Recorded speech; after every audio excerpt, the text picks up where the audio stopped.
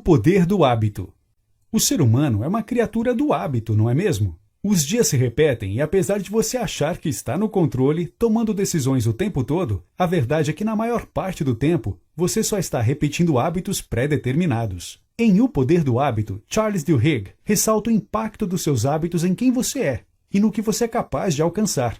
Os hábitos fazem parte da fundação das nossas vidas, nossas empresas e são responsáveis por uma grande parte dos resultados que você obtém. Vamos juntos nessa jornada? Como os hábitos funcionam? Eugene Pauly era um paciente idoso que teve problemas cerebrais causados por uma cefalite viral e por isso perdeu a capacidade de usar uma parte do seu cérebro, o lobo temporal medial. Todo o resto do seu cérebro continuou funcionando normalmente, mas sua memória ficou prejudicada. Ele se tornou incapaz de se lembrar de qualquer coisa que tivesse ocorrido após 1960, mas se lembrava de tudo o que aconteceu antes deste ano. Ele se transformou em um homem incapaz de aprender coisas novas, e em segundos ele esquecia o que havia ocorrido no momento anterior. Ele não se lembrava nem onde ficava seu quarto ou sua cozinha em sua própria casa. Diariamente, para exercitar-se, sua esposa o levava para caminhadas ao redor do quarteirão. Porém, um dia, Eugene desapareceu e sua esposa ficou preocupada. Sua perda de memória poderia fazer com que ele se perdesse e nunca mais voltasse para casa. Por incrível que pareça, em apenas 15 minutos, seguindo sua rota diária, ele conseguiu retornar para casa. Alguns dias depois, Eugene já era capaz de fazer o percurso sozinho. Isso fez com que os cientistas o estudassem e descobrissem que os hábitos, suas práticas rotineiras, são armazenadas em uma área totalmente diferente do lobo temporal, responsável pela memória. Isso provou que nós aprendemos e tomamos decisões inconscientes sem a necessidade de nos lembrarmos sobre os fatos que levaram àquela decisão ou aprendizado. Esse é o poder do hábito. Acionando hábitos. Nosso cérebro é uma máquina poderosa. Ele está constantemente encontrando maneiras para se esforçar menos e automatizar rotinas, apenas para economizar energia. Um hábito funciona em um fluxo de 3 etapas. Gatilho. Alguma coisa acontece e seu cérebro entende esse gatilho como um chamado para entrar no modo automático e escolher qual rotina usar. Rotina é uma ação física, emocional ou mental, que é automaticamente acionada pelo gatilho. Recompensa. Um estímulo positivo ocorre e diz ao seu cérebro que aquela rotina funciona e por isso deve ser armazenada. Entender como os hábitos são acionados é importante, pois nos dá controle sobre nós mesmos. Ao entender os gatilhos e as recompensas, somos capazes de alterar, adaptar e criar novas rotinas. Como criar novos hábitos? O principal motivo pelo qual as pessoas estudam hábitos é para aprender a criar novos hábitos e reforçar hábitos positivos. Um hábito relativamente novo, adotado pela população, por exemplo, é a simples rotina de escovar os dentes. Claude Hopkins, um publicitário americano, formou este hábito ao amarrá-lo a um gatilho comum no dia a dia das pessoas. Em seus anúncios, ele dizia: passe sua língua nos dentes. Sente uma camada sobre eles? Essa camada faz com que seus dentes percam a cor e se deteriorem. Após o gatilho, seus anúncios diziam: a pasta de dentes Pepsodent remove esta camada e deixa seus dentes mais limpos e bonitos. A grande verdade é que esta camada é natural e a pasta de dentes da Pepsodent não a remove. Mas o gatilho era tão poderoso que bastava as pessoas passarem a língua nos dentes e isso as conectava com a ideia de escovar os dentes, rotina, e a recompensa, dentes bonitos. Menos de 10 anos após esta campanha, a população americana que escovava os dentes cresceu quase 10 vezes. A técnica de Claude Hopkins é simples e segue os 3 passos. 1. Crie um novo gatilho na mente das pessoas, na sua mente. 2. Associe uma rotina positiva a ela. 3. Crie uma recompensa mental ou física associada à manutenção deste hábito. Mudança de hábito. O treinador americano Tony Dungy tinha um método não convencional e extremamente bem-sucedido para seus atletas.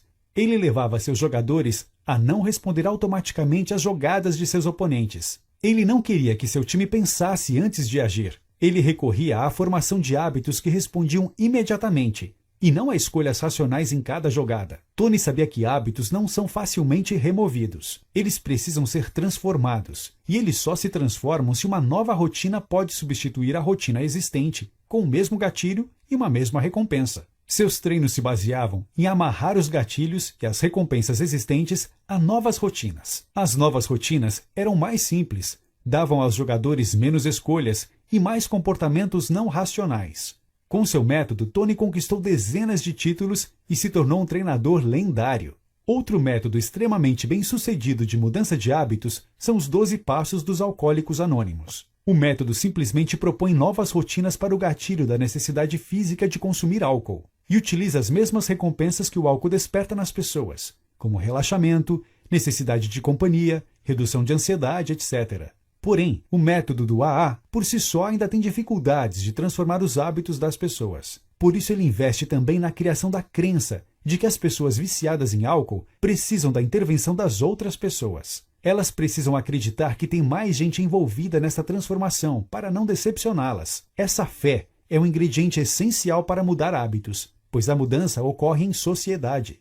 Pequenas vitórias têm grandes impactos. Existem muitos hábitos em nossas vidas que influenciam dramaticamente a maneira como vivemos e como as empresas funcionam. Um hábito positivo leva a outro. Isso cria uma cadeia de hábitos positivos que funcionam bem em conjunto. Pessoas que começam a exercitar-se, por exemplo, naturalmente começam a se alimentar melhor, tornarem-se mais produtivos no trabalho e, consequentemente, o estresse é reduzido. Na sua vida ou na sua empresa, é essencial identificar um hábito fundamental que precisa ser mudado.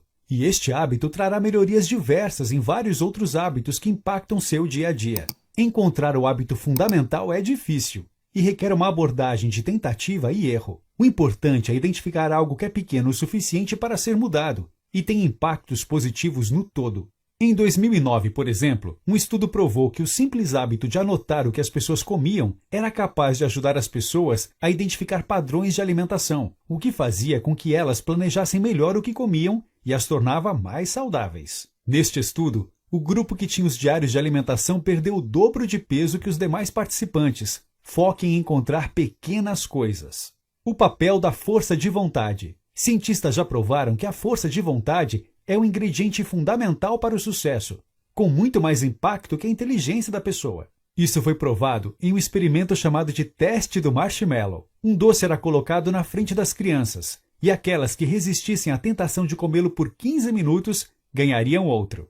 O resultado é impressionante. Crianças que conseguiram esperar para ganhar o segundo marshmallow obtiveram as maiores notas nos testes finais do ensino médio, maior taxa de acesso à universidade e melhor desempenho acadêmico. Porém, o ser humano tem um estoque limitado de força de vontade e ele também precisa ser exercitado. Quando desenvolvemos nossa capacidade de adiar a recompensa através do treinamento da força de vontade, ampliamos nosso estoque e nos tornamos capazes de realizar mais. Como líderes criam hábitos? Todas as empresas têm hábitos institucionais, que são repetidos diariamente por seus membros. Apesar de uma empresa acreditar que toma decisões planejadas no dia a dia, a verdade é que existe uma máquina de rotinas que levam às decisões da organização. Empresas bem-sucedidas cultivam hábitos que equilibram o poder e a paz. No início dos anos 2000, por exemplo, o Hospital Rhode Island era considerado um dos melhores dos Estados Unidos. Porém, com o sucesso, uma cultura tóxica se instaurou. Médicos tratavam mal as enfermeiras. Isso levava a maus tratos aos pacientes e erros médicos. O executivo responsável pela qualidade do hospital tomou ações simples que mudaram completamente a cultura do hospital. Apenas instalando câmeras nos consultórios, checklists de conferência para várias situações e um sistema de avaliações, permitiu que as enfermeiras prevenissem erros operacionais e quaisquer maus tratos. Essas medidas simples formaram novos hábitos que fizeram com que o hospital recuperasse sua autoridade e ganhasse diversos prêmios de qualidade. Como as corporações manipulam hábitos? Nos últimos anos, com o advento da internet e da computação, as empresas passaram a ser capazes de capturarem um alto volume de dados sobre os hábitos dos consumidores, para predizer suas ações, novos produtos e demandas do mercado. Isso fez com que elas descobrissem que hábitos são mais importantes do que as intenções do consumidor no processo de compra. Com isso, porém, surge um desafio. Cada pessoa tem hábitos únicos, pessoais. Por isso, ao analisar este alto volume de dados, as empresas que entendem o papel do hábito no processo de compra são capazes de personalizar seus produtos e serviços para os hábitos dos grupos mais comuns de pessoas. Com informações como suas compras anteriores, sua idade, sexo e os meios de pagamento que você usa, as empresas conseguem criar grupos de usuários que agem de maneira relativamente similar. Se você compra pirulitos e fraldas toda vez que vai ao supermercado, por exemplo, as empresas podem descobrir que você tem filhos de idades diferentes. Com estas informações, as mesmas empresas são capazes de lhe enviar recomendações de produtos e cupons personalizados. Uma outra abordagem comum no marketing usando dados é se aproveitar de grandes eventos na vida das pessoas, como o primeiro emprego, o casamento ou o nascimento de um filho, criando oportunidades de formação de novos hábitos nas pessoas. Você precisa entender que as empresas acompanham seus hábitos e os usam como iscas e gatilhos para a manipulação dos seus padrões de consumo, e estar pronto para resistir a ofertas que se aproveitem disso. O hábito e a sociedade, criando movimentos. Em tempos de segregação racial nos Estados Unidos, uma história se destaca. Rosa Parks, uma mulher negra, desafiou o sistema e se assentou na parte branca do ônibus, que era dividido entre brancos e negros. E ela começou uma grande onda que culminou com o fim desta segregação através deste simples, mas poderoso gesto. Ela foi presa e quase imediatamente grupos começaram a distribuir panfletos e fazer um boicote ao sistema de transportes. O boicote se tornou um novo hábito da comunidade, gerou protestos e, eventualmente, a necessidade do Ato dos Direitos Civis de 1964 nos Estados Unidos. Rosa não foi a primeira pessoa a fazer isso, mas este também não foi apenas um ato desafiando o sistema. Ela tinha laços e amigos em sua comunidade. Os comportamentos que ocorrem sem planejamento racional, como o que ocorreu com Rosa, são muitas vezes os pilares das grandes mudanças na sociedade. Movimentos como este acontecem pois existem hábitos relacionados ao grupo de amigos, vizinhos e grupos com relação a uma causa. A ação de Rosa cresceu, pois foi adotada pela comunidade e as pessoas queriam demonstrar uma nova identidade e participar de um grupo que se unia através do desejo pelos direitos civis. O poder dos laços fracos explicam como um protesto pode deixar de ser apenas algo de um grupo de amigos e se tornar um movimento social forte. Convencer milhares de pessoas a buscar o mesmo objetivo é difícil, mas usar a ligação entre as pessoas para criar uma pressão de companheiros tende a funcionar para mudar os hábitos de uma sociedade. Somos responsáveis por nossos hábitos? Em 2010, um pesquisador de neurociência descobriu algo fascinante ao fazer exames de ressonância magnética, comparando cérebros de viciados em jogos de azar com jogadores casuais. Quando viam as máquinas de cassino rodando, o cérebro dos viciados sempre reagia com uma sensação de vitória, mesmo quando eles perdiam, enquanto jogadores casuais registravam corretamente suas perdas na memória. Esse é um ponto-chave na formação de hábitos. Quando o viciado se recompensa em uma situação de derrota, isso cria um círculo vicioso que leva a mais jogadas e a maiores perdas. Os jogadores casuais só registram a recompensa quando param de jogar e isso evita a perda de dinheiro. Charles se pergunta sobre a moralidade disso. É correto formar hábitos que destroem a vida das pessoas? O jogador viciado é responsável pelas suas más decisões? Apesar do questionamento moral e de sermos incapazes de julgar de quem é a culpa, para Charles, uma vez que você entende que o hábito existe, você tem a habilidade de mudá-lo. Mudança de hábito, um guia prático. Uma vez que somos capazes de compreender o papel dos hábitos em nossas vidas, nosso principal desafio é transformá-los de acordo com nossa vontade. Siga estes passos para formar hábitos saudáveis. 1. Identifique a rotina. Apesar de nem sempre ela ser óbvia e muitas vezes inconsciente, o importante é que você seja capaz de analisar seus comportamentos, se perguntar os motivos e planejar como mudá-los. Identifique o que você quer mudar antes de ir para o segundo passo.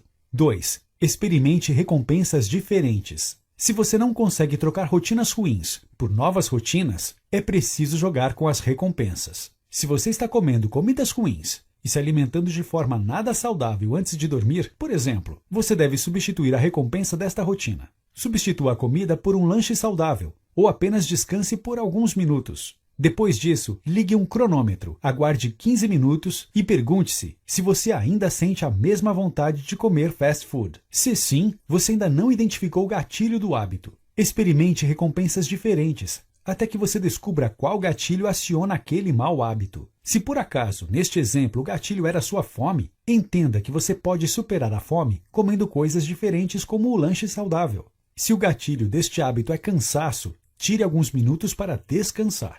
3. Isole o gatilho. Se você sabe qual recompensa satisfaz aquele gatilho, ainda é necessário entender o gatilho mais a fundo. Os gatilhos mais comuns tendem a ser sempre relacionados a 5 categorias principais. Um lugar, onde você se encontra quando surge a rotina. Um horário. Quando surge esta rotina? Um estado emocional. Como você se sente quando surge esta rotina? Outras pessoas. Com quem você está quando ela aparece? Uma próxima ação clara. Quando você tem algo a fazer e a rotina é acionada. Se você tem um hábito que precisa eliminar, anote os lugares, horários, sentimentos, com quem você está e quais os próximos passos antes daquela rotina aparecer. Depois de algumas repetições, você começará a entender o padrão. 4. Crie um plano. Uma vez que você entendeu os 3 principais componentes do hábito, fica fácil planejar uma nova rotina que lhe traz a mesma recompensa para o mesmo hábito. Fique alerta até que o gatilho apareça e haja de acordo com o plano. Se funcionar e você tiver a força de vontade para repetir este novo condicionamento sempre, você será capaz de transformar seus hábitos. Notas finais. Hábitos ditam muito das suas atividades e dizem muito sobre quem você é. Entendê-los é o primeiro passo para ser capaz de transformar sua vida, sua produtividade e seus resultados nos negócios. Você se torna melhor naquilo que você repete constantemente, e isso são seus hábitos. Trabalhe para conhecer a si mesmo, transforme-se e exercite sua força de vontade para se tornar uma pessoa com um grande autocontrole.